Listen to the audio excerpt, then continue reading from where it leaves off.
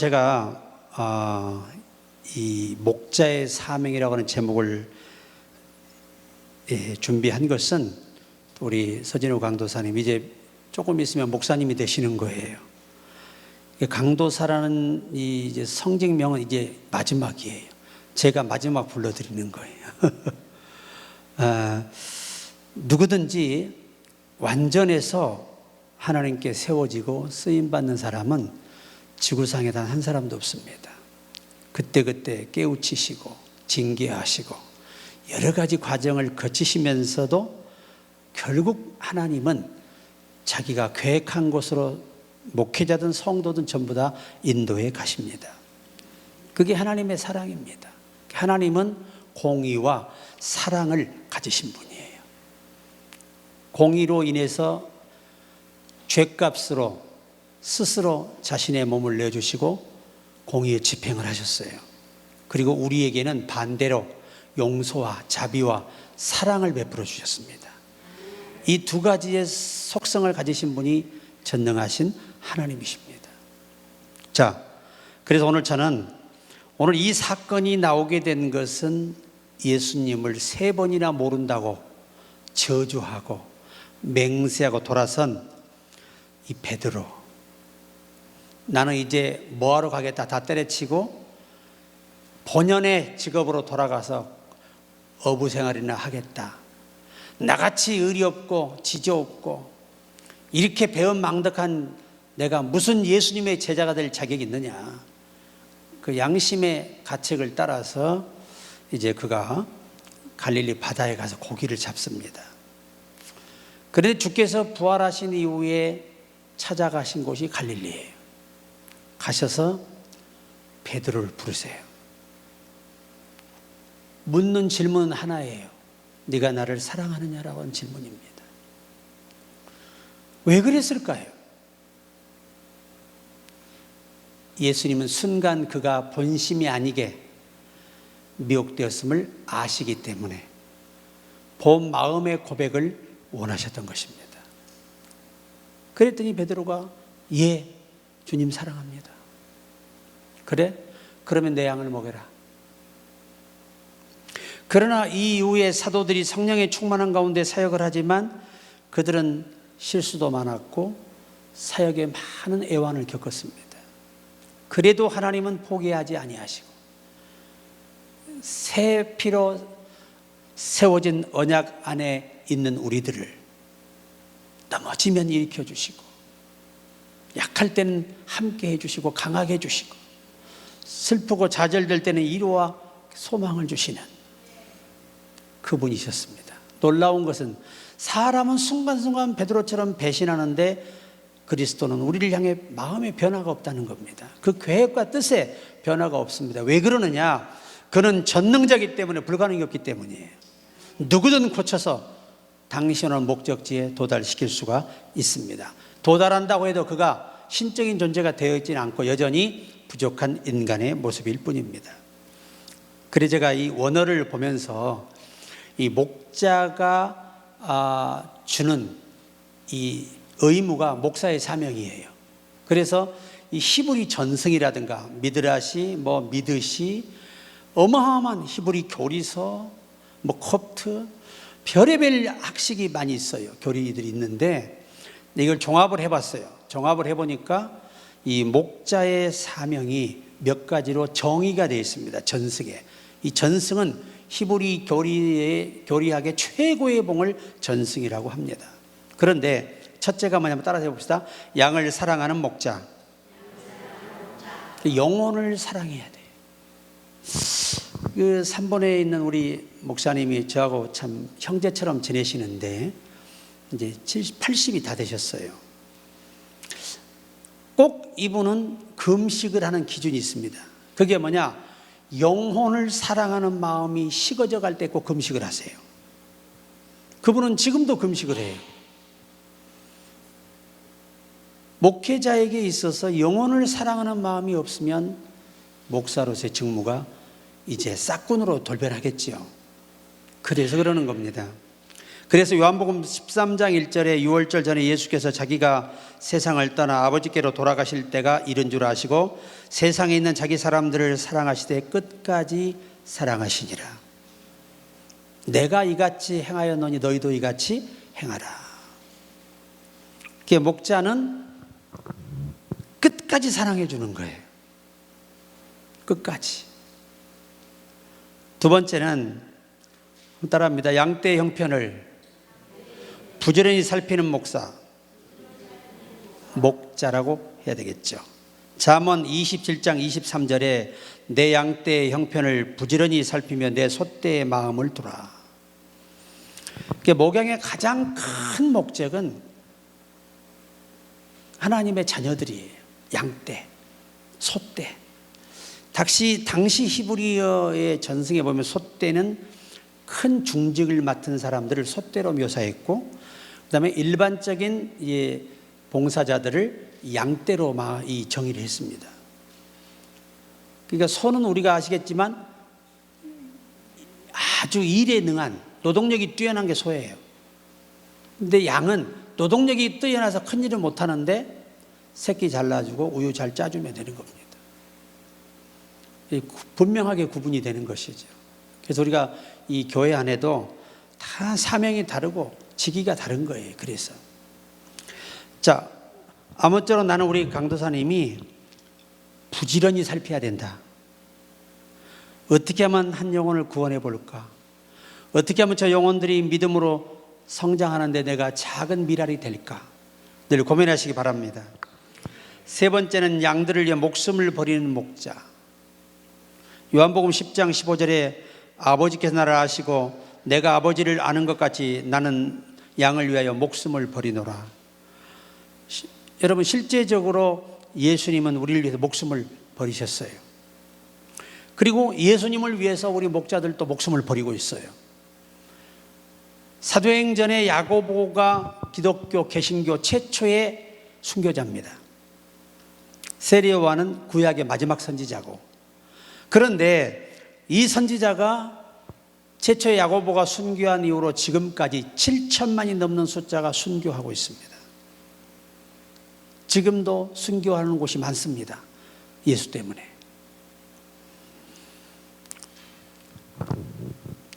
그래서 바울은 내가 하나님께로부터 끊쳐질지라도 내 동족이 구원받기를 원했습니다. 그리고 모세도 이 백성들이 다 멸망하기 직전에 있을 때 차라리 나를 먼저, 나의 이름을 생명록에서 지워주시고 나를 먼저 죽여달라는 겁니다. 그러니까 하나님이 감동하셔서 다 살려주시잖아요. 직접 가담했던 사람들만 처벌하셨습니다. 그래서 우리가 이 목회자가 되면 무엇보다 중요한 것이 초점과 마음을 어디에 두고 집중할 것이냐, 그것이 중요합니다. 넷째는 병든 양을 치료할 수 있는 목자, 중요합니다. 예전에 우리 소가 갑자기 넘어졌어요. 그리고 배가 이렇게 빵빵하게 터질 것 같아요.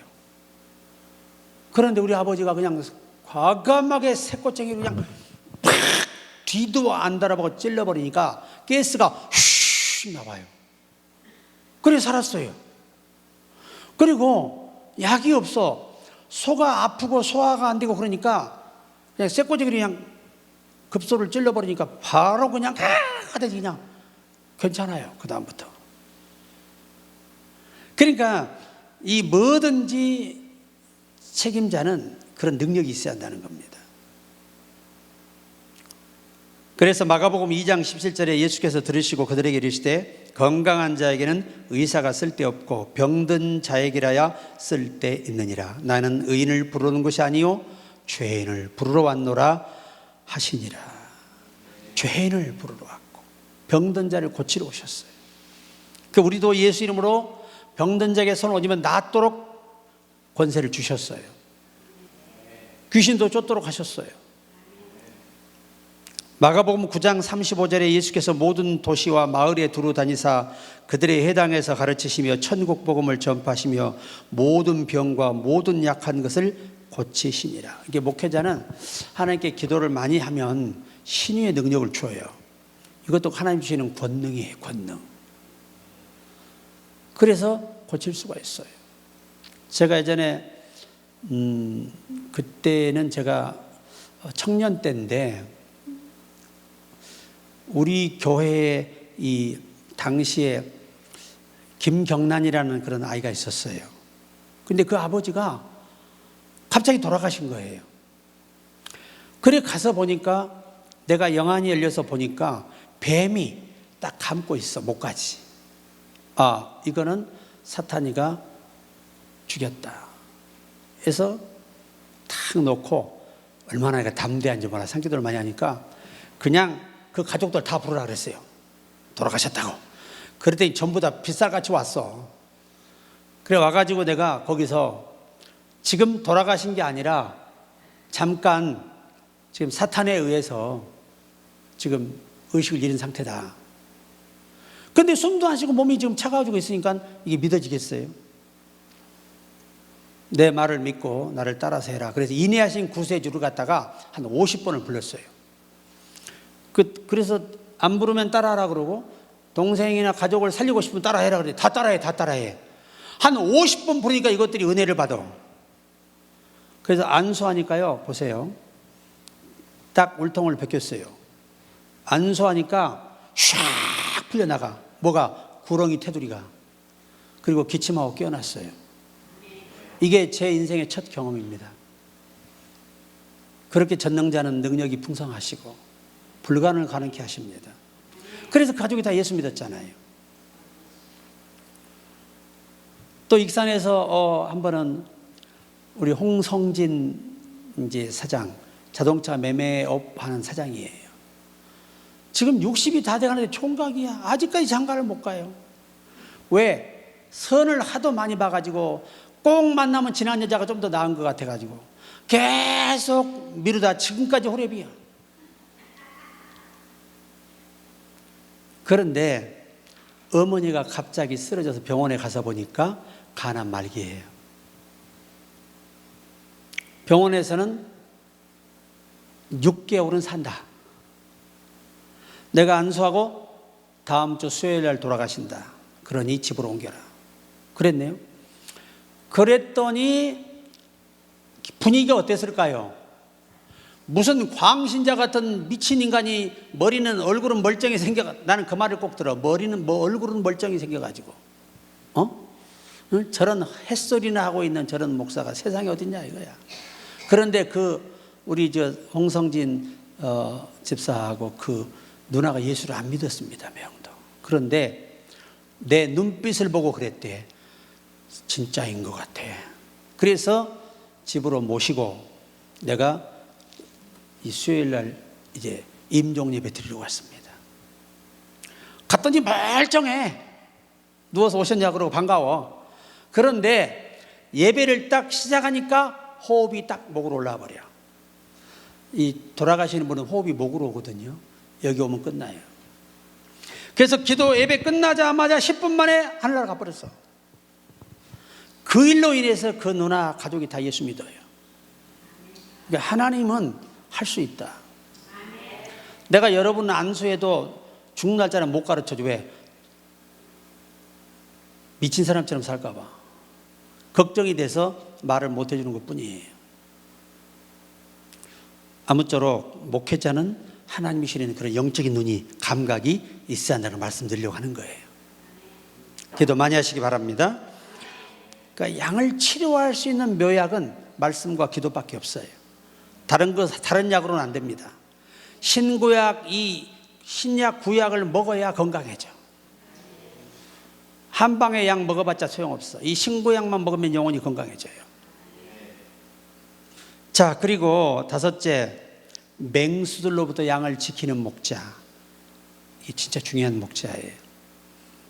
누가복음 1장 71절에 우리 원수에게서와 우리를 미워하는 모든 자의 손에서 구원하시는 일이라. 예수님이 하시는 일이에요. 우리도 역시 이 일을 해야 하는 거죠. 여러분, 다윗은 아버지의 양을 지키기 위해 자기 목숨을 걸고 곰에게 덤비고 사자에게 덤벼서 물려가는 양을 그 입에서 끄집어냅니다. 사람 같으면요, 한 번 목이 물리면 어떻게 될까요? 이 목뼈가 부서져 죽어요. 그런데 짐승들은 물어서 부러져 죽진 않아요. 참 독특하죠. 그래서 죽을 때까지 물고 있어야 죽는 거야. 숨통 끊어야. 그래서 이 다윗이가 얼마나 어려서부터 은혜가 충만한 아이였는지 그 경험을 가지고 믿음을 지키며 골리앗 앞에 나가는 걸 보세요. 나가서 그가 힘으로 이긴 거 아니에요. 하나님이 주신 그런 이 달란트와 믿음으로 이긴 것입니다. 그러니까 우리는 믿음으로 이겨야 돼요. 모든 것을 다. 그게 목자하고 성도가 하는 일이에요. 그래서 항상 목자는 이 사악한 영들로부터 절대 양 영혼들을 뺏기지 않도록 항상 감시가 필요합니다. 여섯 번째는 양들을 푸른 초장과 쉴만한 물가로 인도하는 목자라야 참 목자예요. 시편 23편 1절 3절 다 아시죠? 여호와는 나의 목자시니 내가 부족함이 없으리로다. 그가 나를 푸른 초장에 누이시며 쉴만한 물가로 인도하시는도다. 내 영혼을 소생시키시고 자기 이름을 위하여 의의 길로 인도하시는도다. 참 이게, 그래서 아무리 여러분의 자녀를 사랑한다고 부모가 품고 있어도 굶기면 집 나갑니다. 그래요, 안 그래요? 아무리 사랑한다고 아이고 내 새끼 사랑해 사랑해도 딱 배가 고파서 3일만 지나면 집 나가요. 엄마고 뭐고 없어. 왜? 우선 살아야 되거든. 배가 불러서야 살거든. 저는요, 음식점에게 크게 잘된 데 있잖아요. 그 앞에 가서 기도해요. 주여, 제 말씀의 맛이 저렇게 되게 하옵소서. 그래서 전국에서 세계에서 몰려오게 하옵소서. 안 되는 데가 서 있으면 기도가 안 돼. 왜? 손님이 없어 팔이 날려. 가보면 맛이 틀려. 그런데 손님이 몰린 데는 뭔가 독특한 게 있어요. 하여튼 그러니까 고객의 눈높이를 잘 맞춰서 음식을 했다는 뜻이거든요. 목회도 그렇다. 항상 풍성한 말씀을 준비하고 살아야 돼요. 요게 안 되면 목회가 어려워. 왜? 양들이 배고파서 안 돼. 굶주린 양은 충성하지 않아요. 자식을 굶겨놓고 일하라고 해보세요. 우리 엄마가 실성했구나 그러고 안녕하고 도망갑니다. 밤새 안녕이야. 금방 아침에 보면 없어. 애가 도망가고. 왜? 배고파서 못 살겠다는 거지. 여러분의 개가 요즘에 개를 갖다가 사람보다 더 키우니까 그걸 또 요즘 참 황당하게 이것들도 호적을 만들어 주자고 또 그 짓들 하고 있어. 그래서 의사가 사망 진단 내려야 그거를 갖다 장례를 칠 수 있다네. 아니 된장발라 먹어버리면 될 것 같다가 그걸 뭐 하려고 그 짓을 하고 있어. 여러분, 짐승을 사랑하는 건 사탄의 역사입니다. 이게 마지막 때 귀신들이 장난치는 거예요. 예수님이 개를 사랑하라 그러지 않으셨어. 누구를 사랑하라 그랬어요? 내 이웃을 내 몸처럼 사랑하라. 하나님을 사랑하라. 세상에 개가 죽었다고 우울증 걸려가지고 약 처먹는 것도 있어, 인간들이. 얼마나 그 가증스러운 하나님을 노엽게 하고 하나님을 배반하는 악한 행위인지 몰라요. 짐승을 뭘로 주셨어요? 음식으로 주셨어. 음식으로 먹으라고. 그래서 내가 보신탕을 주구장창 먹은 거야. 왜? 맛있잖아. 옛날에는 그게 다 음식이었잖아요. 또 그런 인간들이 왜 돼지고기는 처먹고 그래? 소고기는 맛있다고 먹고 개는 안 되는 거야? 개가 더 맛있는데. 이게 참 인간의 이성이 악한 영이 들어가면요 제정신이 아니에요. 그때부터 나는 개새끼 밥 줄 거 있으면 내 자식 하나 더 줘. 여러분, 개 이발비가 얼마나 좋아하세요? 빠마가요 어마어마하게 비싸. 수술비 어마어마합니다. 제발 우리 교회에서는 그러지 말고 이웃을 내 몸처럼 아내를 사랑하고 자식을 사랑하고 교우간에 사랑하고. 아멘도 안 하네 이제. 사랑이 식어버렸어 이제 다. 응? 사랑이 식어버리면 안 됩니다. 확실히 우리 한사님이 알아. 아멘을 잘하는 사람들이 꼭 그런 일이 생겨. 예. 정말 우리 가난한 시절에 여러분 집에서 개고기, 닭고기, 오리고기 요러다가는 이 짐승에 찌어 죽게 생겨서 이제 인도를 가잖아요. 소를 만나면 하나님을 만난 거거든 거기는. 그래서 똥을 모셔다가 이렇게 들고 모셔가요. 똥을. 누가 준 똥이야? 신이 준 똥이야. 이 힌두교가 얼마나 여러분 소가 신이에요. 그래서 소가 와서 마을에 똥을 많이 싸고 지나가면 그 동네는 흥황한데 개뿔 흥황하기는 더러워서 할 수가 없어요. 파리만 몰리고. 저는 아주 우리가 신앙인으로서 성령 받은 자로서 그 하나님이 주신 귀한 물질을 반대된 일에 써서는 안 된다는 거예요. 절대로. 그래서 우리 목자는 푸른 초장으로 좋은 깨끗한 말씀, 깨끗한 영으로 인도해야 하는 것입니다. 마지막 하나는 따라하세요. 양들의 머리에 기름을 발라줄 수 있는 목자. 우리가 시편 23편 5절에 주께서 내 원수의 목전에서 내게 상을 차려주시고 기름을 내 머리에 부으셨으나 내 잔이 넘치나이다. 부으셨으니 내 잔이 넘치나이다. 자 보세요. 이스라엘 제가 이제 있으면서 양떼의 그 목자의 곁에 좀 있어봤어요. 거의 한 달 가까이 있었는데 양을 연구하기 위해서 이게 아침이 딱 새벽이 되잖아요. 새벽이 되면 양들은 절대 늦잠 안 자요. 우리 늦잠 많이 자지요. 왜? 실컷 자야 되니까. 뭐 8시간 자야 뭐 피부도 안 상하고 건강하잖아. 그래도 다 늙어. 부지런해야 돼. 부지런해야 돼. 그런데 이 목자가 저에게 통을 하나 줘요. 붓하고. 이게 뭐냐 그러니까 올리브 기름에 붓이에요. 붓. 이걸로 양 보세요. 요 기 있잖아. 기. 요 기 겉에다가 발라주고 눈 주위에 코 주위에 발라주라는 거예요. 왜냐하면 이 짐승이 있는 곳에 뭐가 많아요? 날파리가 많잖아. 근데 양은 뭐가 작아요? 콧구멍이 작아요. 그래서 벌레가 하나 돌아버리면 딱 막혀버려 숨이. 그렇기 때문에 기름은 필수예요. 그래야 그 양이 살 수 있는 거예요.